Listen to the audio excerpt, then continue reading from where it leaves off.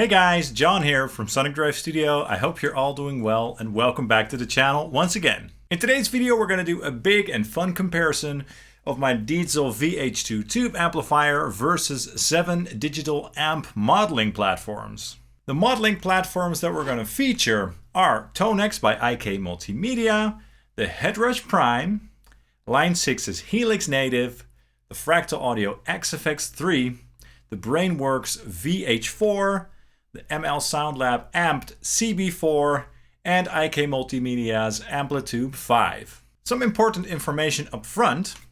The Diezel VH2 is basically the stripped down version of the VH4, that famous amplifier by Diezel.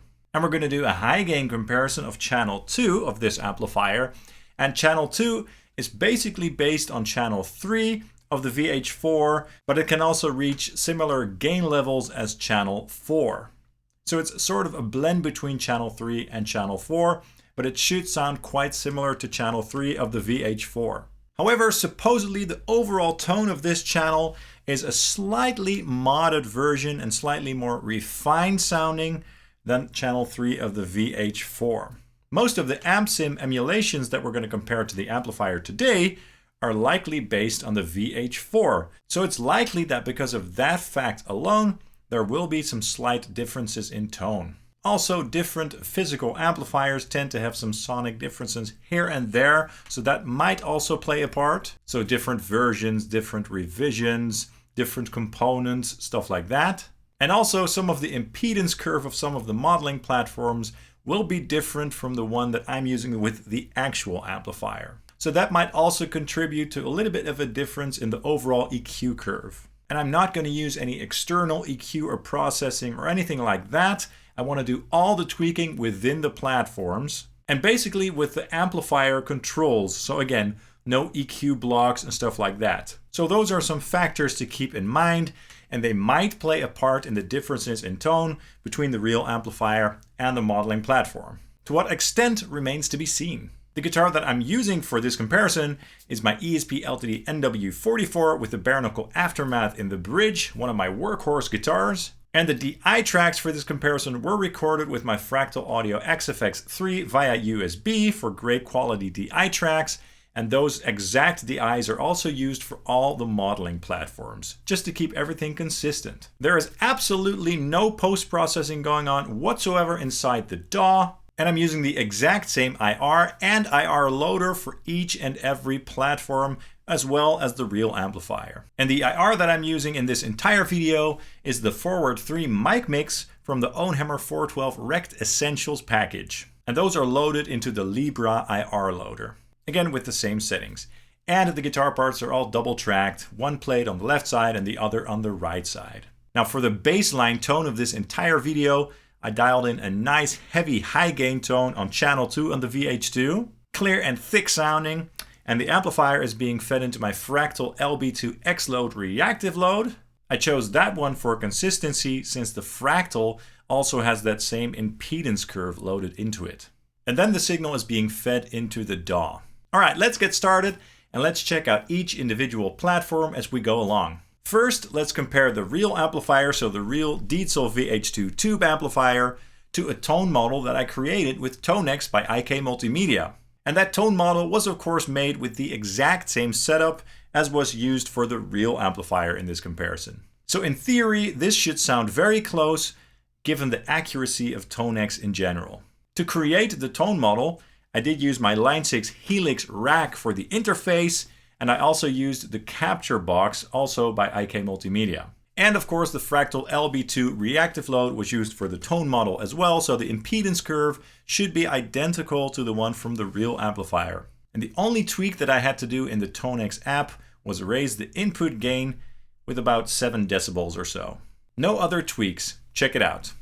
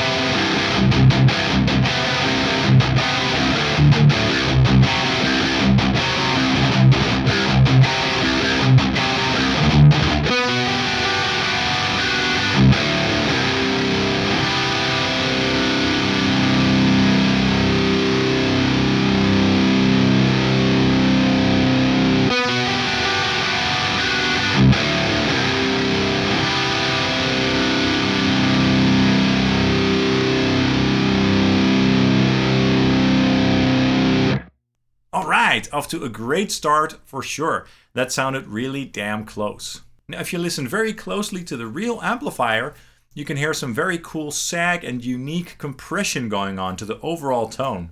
I think it's a very cool and unique characteristic of the real amp, and I think that those characteristics tend to be very hard to emulate in the digital world. It basically sounds very analog and very tubey. Now, Tonex does do a great job at emulating that, but it does not sound exactly the same.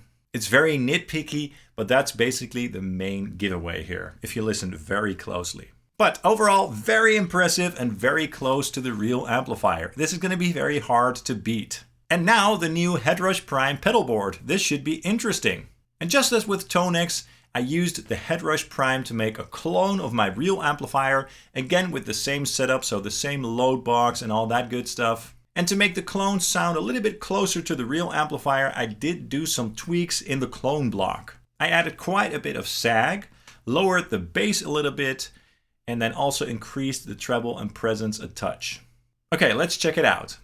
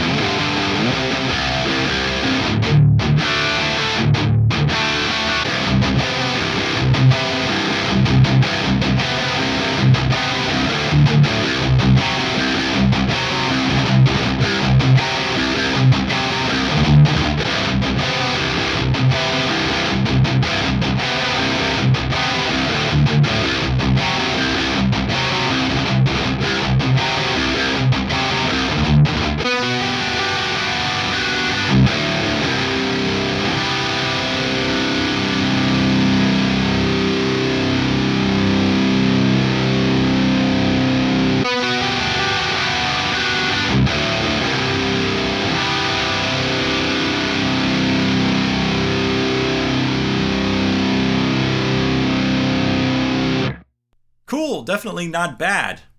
Not as convincing as Tonex, because that one was really accurate, but still a cool sound. The best way to describe the difference with the real amplifier here is that the clone, the Headrush clone, sounds a little bit more flat with a slightly different response overall. The dynamics and overall feel is a little bit different here. Just kind of less tube-like and a little bit less organic, basically. But those things are hard to explain with words. And again, it's definitely not a bad sound. It does sort of do that Diezel thing. Now, in terms of feel, which I also mentioned in my review of the Headrush Prime, I did notice a little bit of latency with the clone. So I have to mention that to be honest with you guys. Okay, now we're going to check out Helix Native by Line 6. I love that platform, so I'm very curious as to how close this will sound to the real thing. Now keep in mind that this will be the first platform with a unique or different impedance curve than the real amplifier and all the platforms that we've done so far. So that's going to cause a little bit of difference in the overall EQ curve, probably. And of course, I used the Dus Benzine Mega Amplifier here. Let's go ahead and check it out.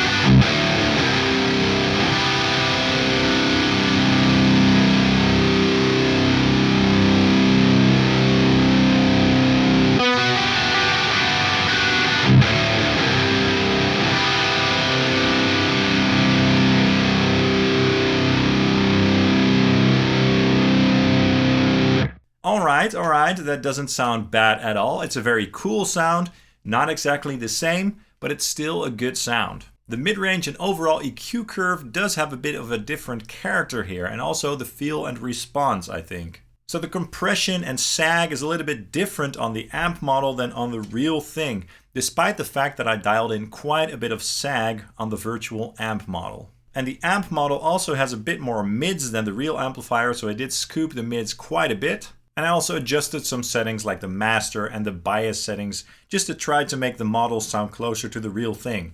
Now it does not sound identical to my VH2, but it's still a cool sound. Okay, now let's check out the Fx III by Fractal Audio. And the amp that I used here is the Diezel VH4 Silver 3. And to make the amp model sound closer to my real amplifier, I did change the impedance curve in the speaker section to the LB2 Fractal load curve, which is the exact same curve as the load box that I used for the real amp again.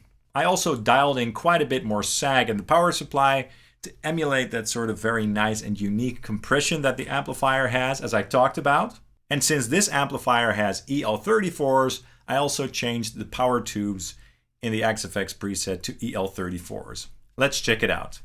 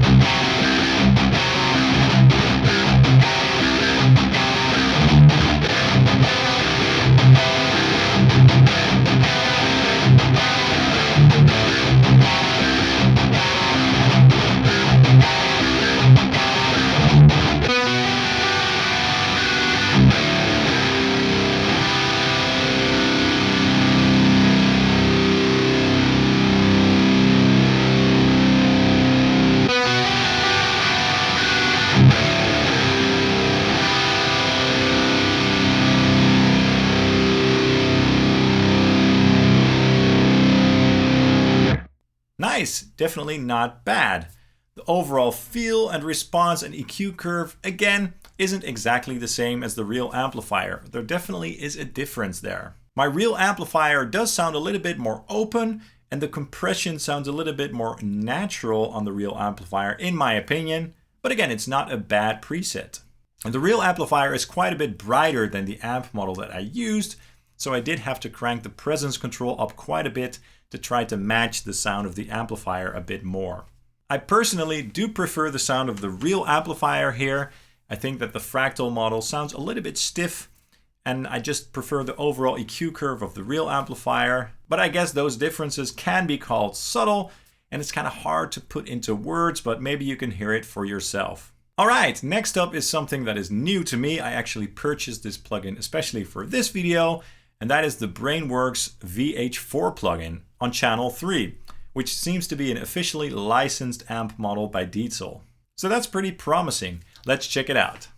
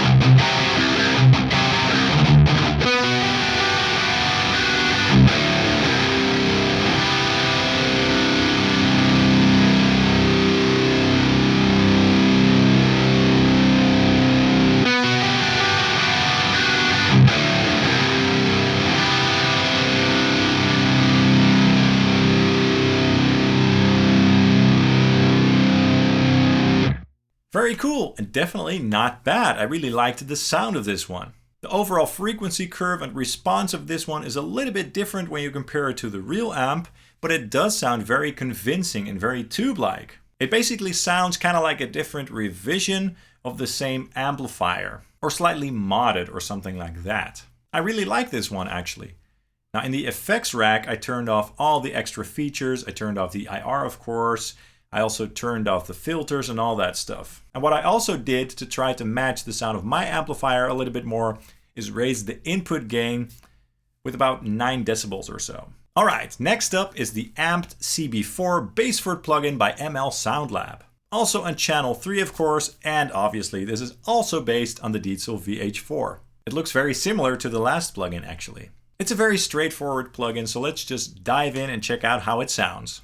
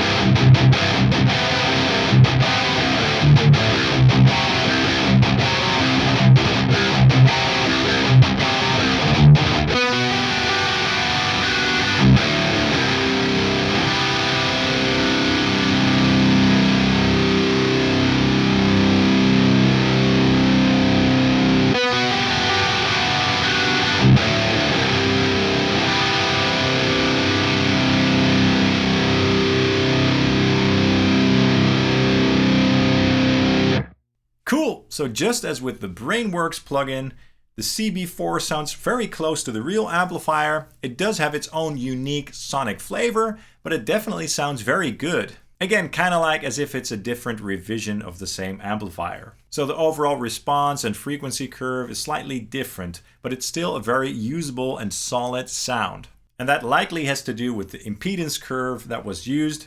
Again, just as with some of the other platforms, really cool.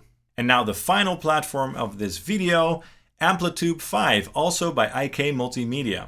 And this is the V Handcraft 4 amp model, which is obviously also based on the Diezel VH4. On channel 3, of course, just as with all the other platforms. Let's take a listen.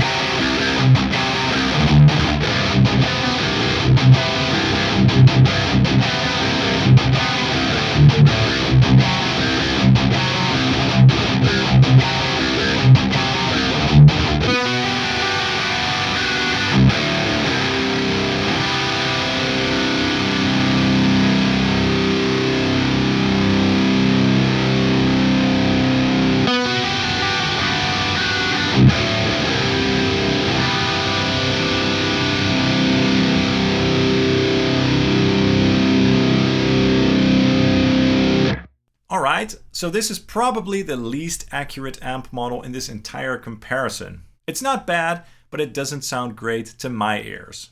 I just don't find the overall sound to be very pleasing, to be honest. It's a bit stuffy, honky, and a little bit harsh sounding. Tonex was way closer in my opinion, so I'm glad that IK went more in that direction. So again, it's not horrible, but I'm just not a fan, especially in comparison to some of the other platforms. Now the amp model was a little bit honky in the mids, so I did scoop the mids out all the way, and it was also a little bit dark sounding, so I also enabled the bright switch for more clarity. Now let's check them all side by side, and to skip through all the different platforms, be sure to check out the time codes in the description. And yeah, have fun, check it out.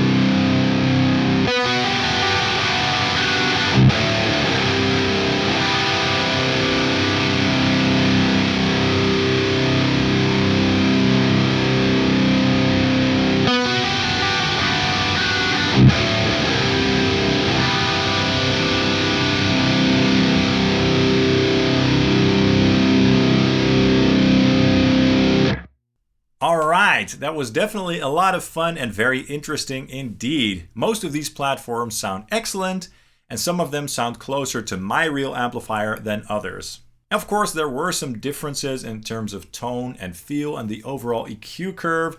They all have their own character going on, that's for sure. In my opinion, Tonex by IK Multimedia was definitely the closest sounding in this comparison though. It was very impressive. But a lot of the plugins also sounded really good. I really liked the Diezel VH4 by Brainworx, for example, and the one by ML SoundLab was surprisingly good as well. Anyway, definitely let me know in the comments down below what your preferred platform was in this comparison, and just let me know your overall thoughts because I'd love to know. Okay, that's all for this video. I hope you enjoyed it and that you found it useful. Please drop a like and subscribe down below because that really helps the channel out. I'd usually appreciate that. And you can also follow Sonic Drive Studio on Facebook, Instagram, and Twitter. Thank you guys so much, and I hope to see you soon. Cheers!